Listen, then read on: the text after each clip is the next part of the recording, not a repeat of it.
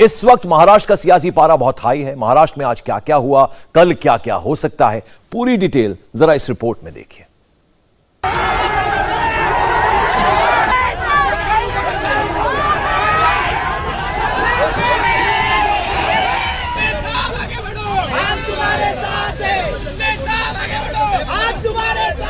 कभी ना कभी तो सामने आने वाले हैं, उनको आंख में आंख डाल के बात करनी पड़ेगी।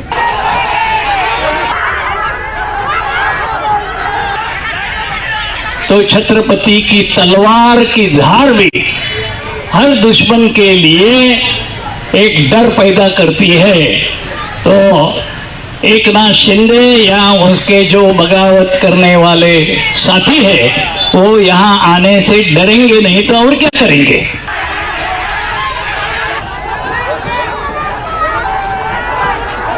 जो दगेबाजी करते हैं वो कभी जीतते नहीं है, जो भाग के जाते हैं वो कभी जीतते नहीं है। जैसे कोई ना कोई दिन वो यहाँ मुंबई में आएंगे तो उनके जो साथ में है उसमें से आधे से ज्यादा जल्दी जल्दी शिवसेना भवन में आकर के दाखिल हो जाएंगे और बाकी जो है उनको एयरपोर्ट से बाहर निकलने नहीं दिया जाएगा। डर इसी बात का है। कोल्हापुर से लेकर ठाणे तक, कोरेगांव से लेकर नागपुर तक शक्ति प्रदर्शन हो रहा है।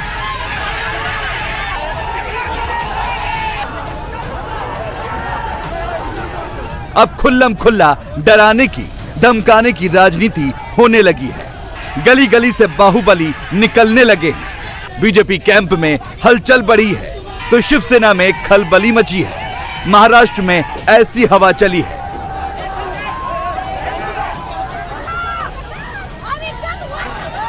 जो भाग के गए हैं, जो खुद को रिबेलियन कह रहे हैं, रिबेलियन करना होता तो यहाँ हिम्मत से करते, राजीनामा देते, रिजाइन करते और सामने चुनाव के लिए खड़े रहते कि मेरे सामने बैठे आंखों में आंखें डाल के बोले कि हमने क्या गलत किया। कभी ना कभी तो सामने आने वाले हैं। जब टॉप ऑर्डर ऐसा बोलता है तो उसका रिएक्शन सड़कों पर ऐसे नजर आता है।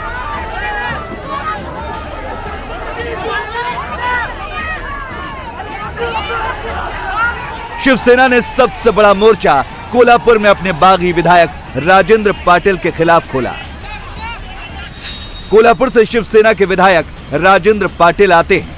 वो ठाकरे सरकार में मंत्री थे। राजेंद्र पाटिल इस वक्त गुवाहाटी में है और उनके खिलाफ शिवसेना ने सड़क पर मोर्चा खोल दिया। राजेंद्र पाटिल के दफ्तर का बोर्ड उखाड़ दिया। शिवसेना के जवाब में शिंदे समर्थक भी सड़क पर उतर आए। घमासान हुआ, जबरदस्त हुआ। पुलिस को बीच में आना पड़ा, तब जाकर हालात काबू में आए। शिवसेना के कार्यकर्ता मंत्री राजेंद्र पाटिल के दफ्तर पर मोर्चा लेकर गए थे और वहां पर उनका बोर्ड तोड़फोड़ करना चाहते थे, लेकिन राजेंद्र यड्गांवकर और शिंदे ग्रुप के जो समर्थक थे उनसे उनका आमना सामना हुआ, जिसके बाद में वहां पर परिस्थिति तनावपूर्ण हो गई। हालात इतने बिगड़े कि पथराव भी हुआ, भिड़ंत भी हुई। हालांकि मौके पर पुलिस बल भी मौजूद था, लेकिन जितनी बड़ी संख्या में वहां पर कार्यकर्ता थे पुलिस उसकी अपेक्षा काफी कम थी। नागपुर से आशीष जायसवाल ने उद्धव ठाकरे के खिलाफ बगावत की।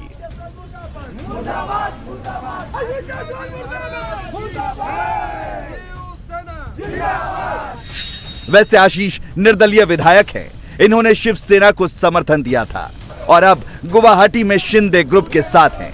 लेकिन इनके खिलाफ भी नागपुर में शिवसेना के कार्यकर्ताओं ने, समर्थकों ने डराने का गेम शुरू किया। हालात इतने संवेदनशील हैं कि आशीष जायसवाल के घर में हथियारों के साथ पुलिस तैनात करनी पड़ी। शिवसेना के कार्यकर्ता विधायक आशीष जायसवाल के खिलाफ रामटेक में प्रदर्शन कर रहे हैं। वहीं प्रशासन ने उस आशीष जायसवाल के घर पे हथियारबंद जवानों को तैनात कर दिया है। पूरी सुरक्षा इनके परिवार और उनके घर को दिया गया है। नागपुर ग्रामीण पुलिस के जवान यहाँ पे देख रहे हैं किस तरीके से हथियारबंद जवानों को यहाँ पे तैनात किया गया है। आशीष जायसवाल के समर्थक घरों में हैं और एक तरफ से ये देखा जा रहा है कि शिवसेना का एक गुट रामटेक में प्रदर्शन प्रदर्शन कर रहा था, तो वहीं आशीष जायसवाल के समर्थक घरों पे अंदर बैठे हुए थे कि कोई समर्थक शिवसेना का समर्थक घरों तक न पहुंचे। वहीं पुलिस ने व्यापक सुरक्षा का इंतजाम आशीष जायसवाल के निवास स्थान पे किया है।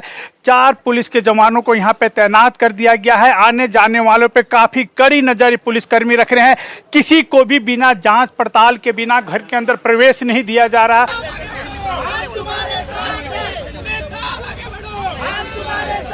महाराष्ट्र की सड़कों पर जो एक्शन नजर आ रहा है, ये उसका रिएक्शन है जिसका ऑर्डर शिवसेना ने दिया है।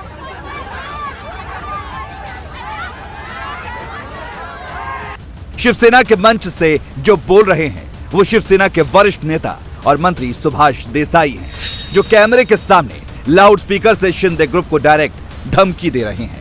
महाराष्ट्र में बहुत बड़े दंगल की तैयारी की जा रही है। सेना भवन में एक डाका हुआ। अगर महाराष्ट्र में होते तो कौन से भी बिल से महाराष्ट्र की पुलिस उनको पकड़ के घसीट के ले आती। इसलिए भाग के डर के अभी गुवाहाटी में बैठे हैं और धमकियां दे रहे हैं, परिवर्तन का सपना देख रहे हैं। लेकिन महाराष्ट्र की राजनीति में परिवर्तन करना है तो इस महाराष्ट्र की भूमि में आना होगा, मुंबई में आना होगा। जैसे कोई ना कोई दिन वो यहाँ मुंबई में आएंगे तो उनके जो साथ में है उसमें से आधे से ज्यादा जल्दी शिवसेना भवन में आकर के दाखिल हो जाएंगे और बाकी जो है उनको एयरपोर्ट से बाहर निकलने नहीं दिया जाएगा। शिवसेना इतना विशाल संगठन है कि पूरे एयरपोर्ट का घेराव 24 घंटे, 48 घंटे, 72 घंटे, आप बोलो उतने घंटों तक घेराव करके बैठने की क्षमता। और ये शिवसेना जो बाला साहब ने स्थापन की है, छत्रपति शिवाजी महाराज की जय, ये हम ऐलान करते हैं, जय घोष करते हैं तो छत्रपति की तलवार की धार भी हर दुश्मन के लिए एक डर पैदा करती है। तो एकनाथ शिंदे या उसके जो बगावत करने वाले साथी हैं वो यहाँ आने से डरेंगे नहीं तो और क्या करेंगे। महाराष्ट्र में एक तरफ दिल जल रहे हैं, दूसरी तरफ पटाखे चल रहे हैं। एकनाथ शिंदे के पोस्टर पर बड़ा बड़ा साहिब लिखा है और सुप्रीम कोर्ट से राहत मिलने के बाद साहिब के सम्मान में ऐसे पटाखे फोड़े जा रहे हैं।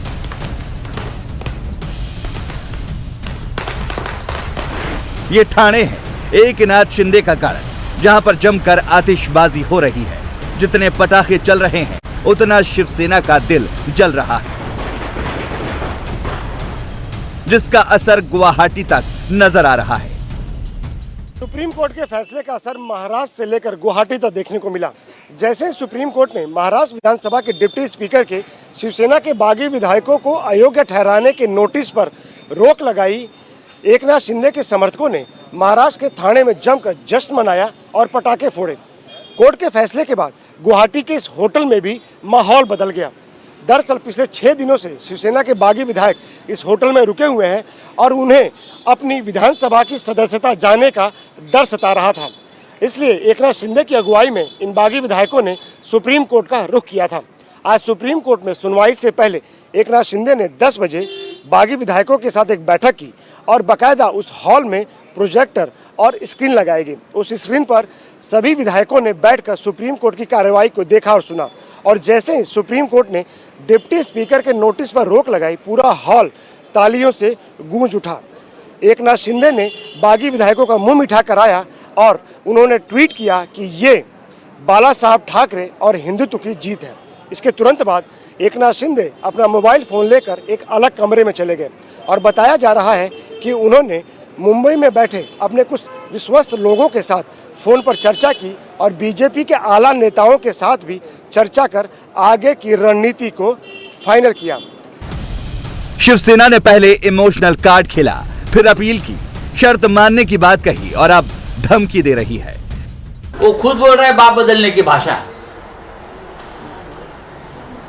जो लोग बाप बदलते हैं उस बारे में उसने जो एक वक्तव्य किया है वो बहुत ही मार्गदर्शक है।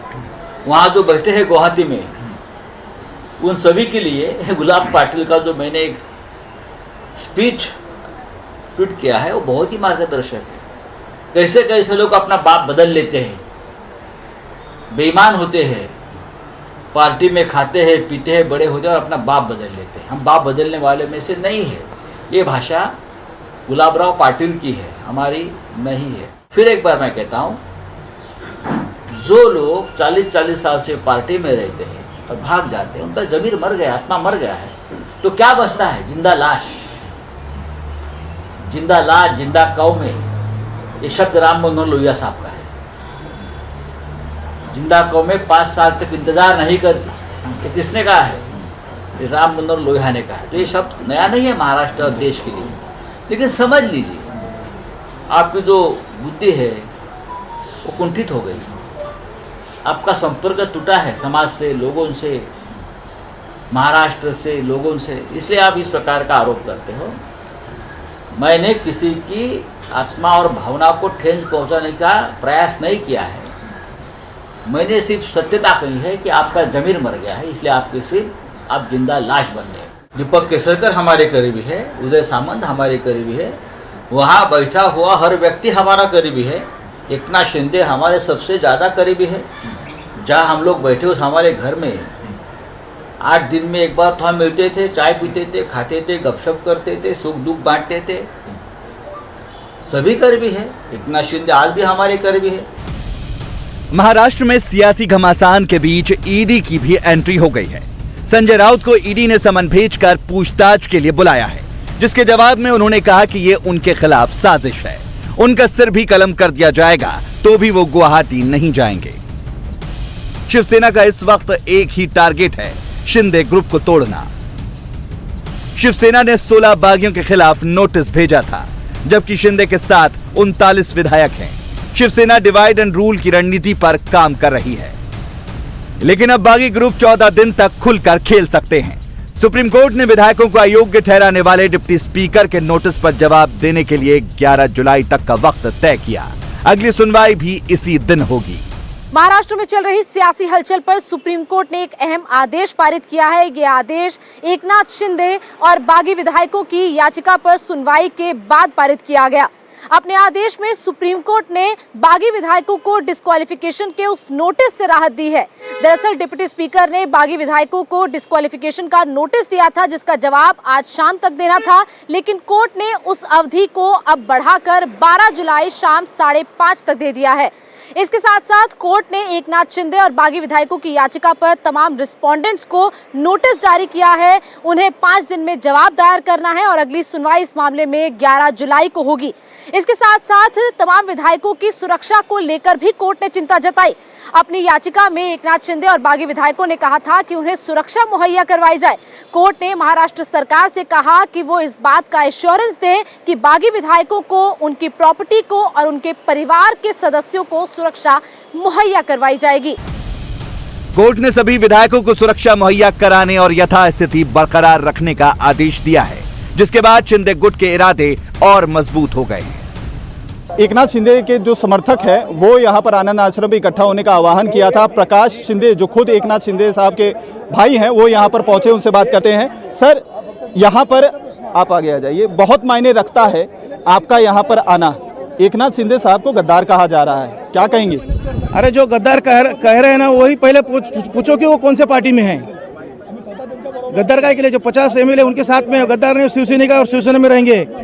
लेकिन संजय राउत और आदित्य ठाकरे तो गद्दार का जो है तमगा देने। देखो, संजय राउत को पहली बात तो कौन सा पार्टी में उसको जाके पूछो और बाद में हम लोग को बोलो। जिस एमएलए ने उनको चुन के दिया है पहले उसको बोलो राज रिजाइन दे दो, फिर बाद में हम लोग को सिखाए किधर जाना है किधर नहीं जाना है। आपको कहना है कि वो राज्यसभा सांसद जो बने हैं उन्हीं लोगों के समर्थन वोट की वजह से? हाँ, उनके वोट से बना हुआ है। अगर वो वोट नहीं डालते तो आज चुन के भी नहीं आता था। अगर इस मामले में उद्धव साहब की चुप्पी आपको नहीं लगता है कि कहीं ना कहीं जो है डैमेज को कंट्रोल नहीं कर पा रही? अगर वो सामने से आए, बातें करें तो बातें नहीं, ऐसा कुछ नहीं है, ऐसा कुछ नहीं है। लेकिन फिर भी अब तक ये है कि एकनाथ शिंदे साहब को 20 तारीख को ये बताया कल आदित्य साहब ने कि उनको मुख्यमंत्री पद तक का ऑफर दिया था उद्धव ठाकरे जी ने, लेकिन वो बने नहीं और ठीक 1 महीने बाद जो है पार्टी तोड़। ये अगर ये बात है तो 21 को बोलना चाहिए, 22 को बोलना चाहिए, आज 28 तारीख हो गया। हाँ, वो सब बन बना हुआ है, सब कुछ जो है सब गलत है। अब खुलकर शिंदे बनाम ठाकरे हो गया है। दोनों परिवार अपने अपने मोर्चे पर डटे हैं। श्रीकांत शिंदे जो एकनाथ शिंदे के बेटे हैं और एमपी हैं ठाणे से, वो खुद शक्ति स्थान पहुंचे हैं मार्च लेकर। उनसे बात करते हैं। सर, ये जो पूरा घटनाक्रम चल रहा है, आपके पिताजी के साथ साथ जितने भी विधायक उनके साथ गए हैं, आपत्तिजनक टिप्पणी की जा रही है, गद्दार कहा जा रहा है, क्या कहेंगे? मुझे लगता है इसके बारे में जो है इंट्रोस्पेक्शन होना चाहिए कि इतने सारे लोग इतिहास में, हिस्ट्री में, कोई भी देश के इतने सारे लोग जो है 40 एमएलए जो है वो शिवसेना से और 10 से ज़्यादा एमएलए जो है वो इंडिपेंडेंट पार्टी से, इतने ज़्यादा लोग जो है नाखुश थे इस सरकार से। तो इसके बारे में जो है इंट्रोस्पेक्शन होना चाहिए और किसी को क्या बोलना है वो मुझे नहीं पता। सर, लेकिन ये भी सवाल उठता है कि 2.5 साल तक सरकार में मंत्री रहे, शिवसेना के नेताओं का ये कहना है कि 2.5 साल तक सरकार में थे, तभी विरोध क्यों नहीं किया था बीजेपी के साथ जाने? कब से विरोध चल रहा है? 2.5 साल में से 2 साल तो कोविड में चले गए थे और उसके बाद में जो लोगों की, जो कार्यकर्ताओं की बात थी, वो कार्यकर्ताओं की बात जो है रखने का काम जो है हमेशा सारे एमएलए ने किया है वहाँ पर और करते आए, उन्होंने भी बताया। बाला साहब का नाम इस्तेमाल नहीं करना चाहिए, शिवसेना से अलग होकर चुनाव लड़े, जनता सबक सिखाएगी, ऐसा कहना है संजय राउत हो चाहे आदित्य साहब हो। हम लोग, जो कोई कहता है मुझे पता नहीं, लेकिन हम लोग कह रहे हैं हम लोग शिवसेना ही है, ये शिवसेना का है। हम लोग ने अभी तक कहा नहीं है कि शिवसेना में से कोई भी बाहर जगाया है, हम लोग शिवसैनिक नहीं है करके। शिवसेना के सांसदों को टेंशन 22 की नहीं 24 की है, लोकसभा चुनाव की है, क्योंकि अब तक वो नरेंद्र मोदी के नाम के साथ चुनाव लड़ रहे थे। अब बीजेपी से अलग होंगे तो पवार खेमा उनको कितनी सीटें देगा? 2019 लोकसभा चुनाव में महाराष्ट्र में एनसीपी ने 18 सीटों पर अपना उम्मीदवार उतारा था, कांग्रेस ने 25 सीटों पर, जबकि शिवसेना ने 23 सीटों पर चुनाव लड़ा था। अगर शिवसेना, एनसीपी और कांग्रेस एक साथ 2024 चुनाव में उतरेगी तो शिवसेना की सीटें जरूर कम हो जाएंगी। वैसे शरद पवार ने मुंबई से अपना रुख दिल्ली की तरफ कर लिया है। उद्धव ठाकरे शिवसेना का अस्तित्व बचाने की लड़ाई लड़ रहे हैं, तो पवार ने 2024 की लड़ाई की तैयारी भी तेज कर दी है। इंडिया टीवी हर वक्त हर जगह डाउनलोड करने के लिए सर्च करें India TV news Google play store या ऐप स्टोर पर।